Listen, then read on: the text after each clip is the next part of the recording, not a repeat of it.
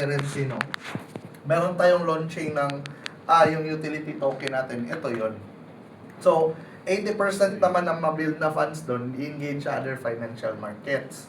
So, ibig sabihin nun, 7-Eleven franchises, Jollibee, gasoline stations, and syempre mga pharmacies, cash businesses, tataas ang year-to-year earnings natin every year niyan, and it will ensure our sustainability as a company and as a community.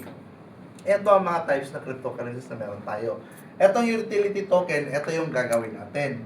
Etong payment cryptocurrencies, tulad ng Bitcoin, tulad ng Ethereum, tulad ng, actually kasali din ito, ginagamit pang bayad, pang bili, or pang acquire na mga kung ano-ano. Exchange tokens, tulad ng Binance Coin or BNB, marami, Polygon, Tron. Ang stable coins, ito yung pinakasikat na alam ng lahat, itong USDT. So, ito yung binibili nyo sa amin everyday, every time nagde-deposit kayo sa Signals. Bumibili kayo ng stable coins or USDT. And then, yun yung pina-fund namin sa Signals account ninyo. Etong privacy coins, sabihin na natin kung kurakot ka, kung meron kang mga yung makita na mga perang tinatago mo, ito yung privacy coins, tulad ng Monero. Etong meme coins, basically, ito to yung mga, sabihin natin scam coin. Bakit scam coin? Kasi wala talaga tong value, wala talaga tong silbi. So marami ka dyan makikita kung ano. Sige, may mga example, yung mga minention sa akin na mga coin kapo na in-offer doon sa ibang mga member na iba't ibang lugar.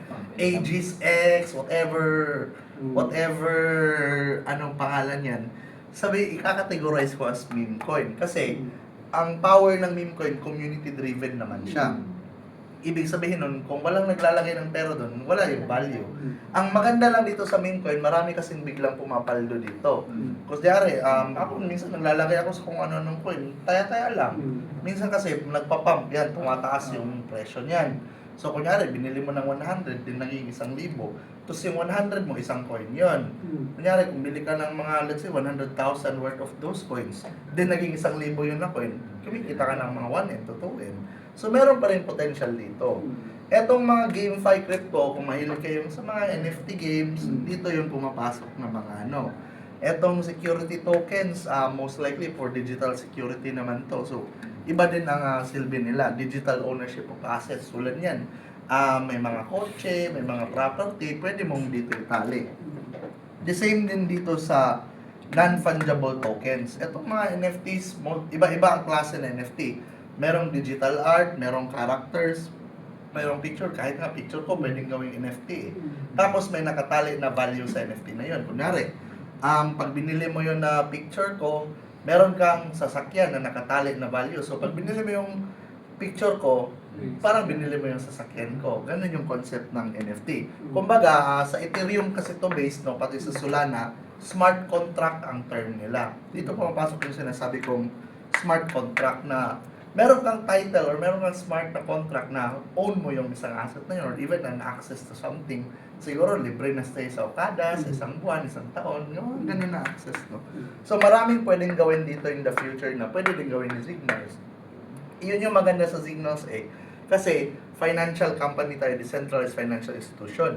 Nagmamanage tayo ng pera, nagtitrade tayo ng allocations, and even papunta na tayo sa meron tayong physical assets. Ang maganda doon yung mga real world assets, mga RWA, tulad ng mga real estate.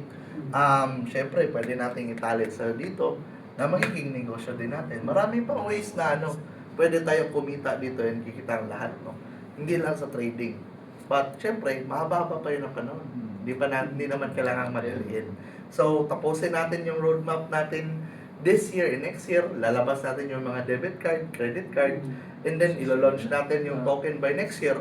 Saka tayo mag-usap sa mga other potential future natin. Ayun lang naman. Yes!